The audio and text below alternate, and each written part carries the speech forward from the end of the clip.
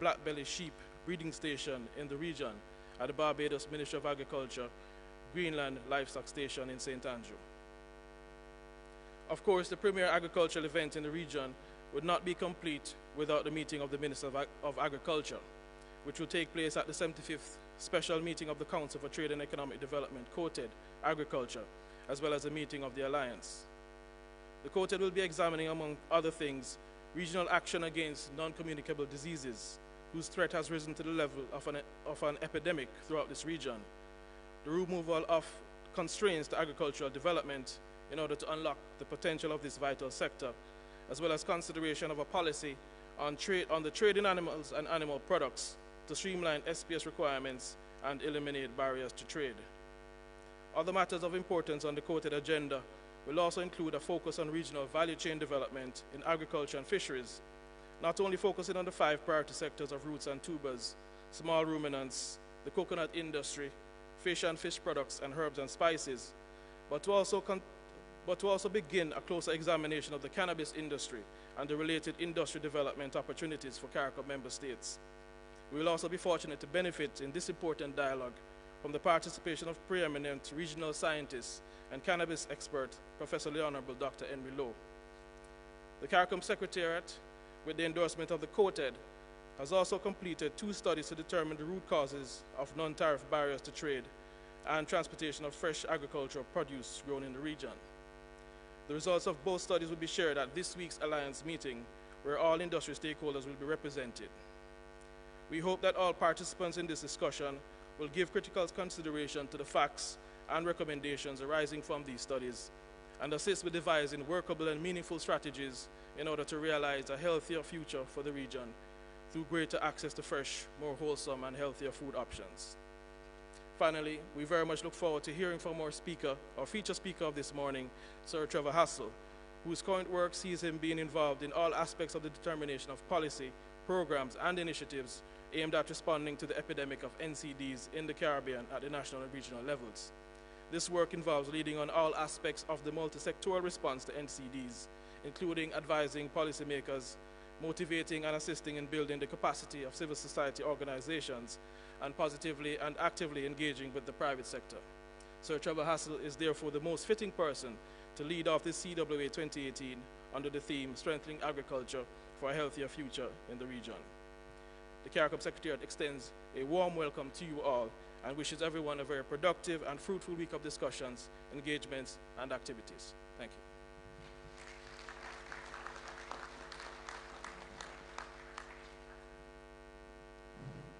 Thank you very much, Dr. Brown. Ladies and gentlemen, there are a number of speakers down to speak at this session. It is my pleasure to introduce them. The speakers are Sir Trevor Hassell. You just heard his bio read out by Dr. Brown, so I don't think I will go over that one. Dr. Lystra Fletcher Paul, FAO representative. Mrs. Ina Harvey, AICA representative. Mr. Barton Clark, Executive Director of CARDI, and Mr. Toby Johnson from the CTA. And the latter group you just called out are members of what is being referred to as the Alliance. I'll just give you a brief snapshot of the speakers.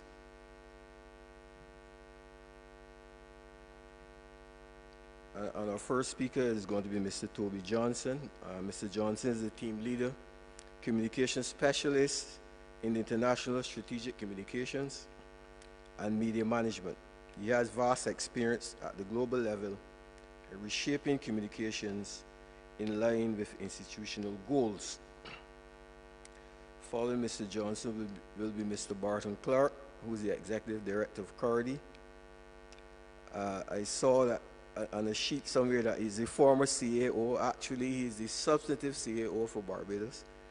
I'm really setting the name for him. I omitted to mention that I'm Lennox Chandler, the current CAO of the Ministry of Agriculture and Food Security, Barbados. Mr. Clark has extensive knowledge of Caribbean agriculture, having worked all across the region. He has been an FAO representative in Trinidad, and he has been a CARDI representative many years ago prior to taking up the position of Executive Director. He has extensive knowledge in the area of agricultural policy and agricultural development. Mrs. Zena Harvey is the AICA representative in Barbados. Mrs. Harvey is a graduate in agriculture as well as agricultural engineering.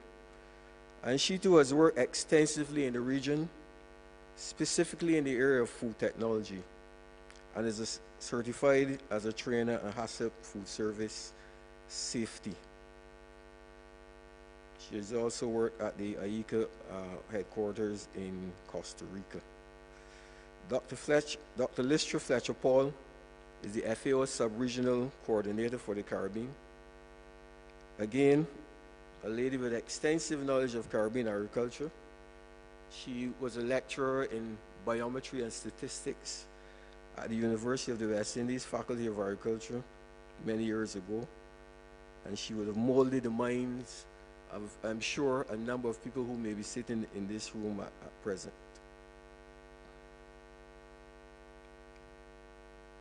Dr. Fletcher, as I said, she has a wide knowledge of Caribbean agriculture, having lived in Trinidad, Guyana, Barbados, St. Lucia, and across the region.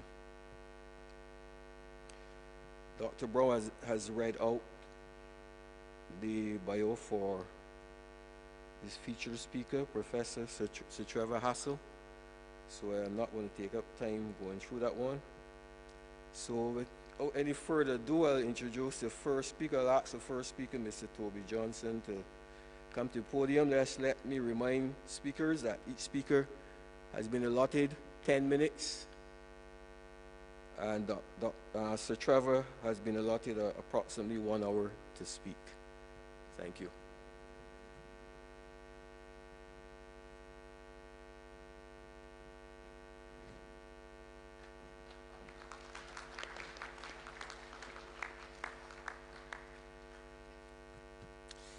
Dr. Richard Brown, Assistant Secretary General of CARICOM Secretariat, Mr. Barton Clark, Cardi, Dr. Ina Harvey, AICA, Dr. Lystra Fletcher Paul from FAO, and Professor Sir Trevor Hassel. Ladies and gentlemen, good morning. CTA is very, very grateful to be here, to be the guest of the government and people of Barbados for welcoming us to this beautiful country. We're pleased to once again be part of the organizing team for this Caribbean Week of Agriculture. And since the beginning of the year, we've been working together with the Alliance members and others to design a CWA that matches the region's most pressing needs. CTA is proud to co-sponsor this year, this CWA, a youth session together with FAO and AICA, and we've sponsored 8 youth, both from the region and from other parts of the Africa, Caribbean, Pacific, which is where CTA focuses its attentions. This type of South-South collaboration has been a focus of CTA for many years. In fact, bringing ministers from the Pacific here to past CWAs led to the first Pacific Week of Agriculture in Vanuatu in 2017. At CTA, we believe that youth are at the heart of the Sustainable Development Agenda. They're key to driving change. That's why we've sponsored this session here. However, as many of you will know, there's little interest from younger people in agriculture. And in the Caribbean, there are high rates of youth unemployment, currently an average of nearly 30% in comparison to a global unemployment average of 13%. So the drive for innovation and the attraction of new technology that we see among youth could be a catalyst for ambition and transforming Caribbean agriculture into a modern, profitable and sustainable business that creates decent jobs for millions of young people across the ACP cannot be achieved, we don't think, without harnessing the power of digitalization. Digitalization affords young entrepreneurs the opportunity to create disruptive business models and leapfrogging traditional stages of development. Think of blockchain technology, which can be applied to entire value chains, removing the role of intermediaries and improving efficiency, reducing waste, and improving food traceability and safety. CTA has recently launched a project to encourage development by young software developers of blockchain technology for smallholder inclusive value chains. The project will also facilitate sharing of best practices and the building of a community through an online portal. Over the last few years, we've supported nearly 800 young ICT entrepreneurs, or agripreneurs, agricultural entrepreneurs, especially through initiatives like our Pitch AgriHack initiative that recently awarded 26 young entrepreneurs, 50% of whom were women, at the Africa Green Revolution Forum in Rwanda. I'm pleased to inform you that one of the winners was in fact from the region, from Jamaica, and that his innovation, Farm Credibly, uses blockchain to create easier access to finance for Jamaican farmers.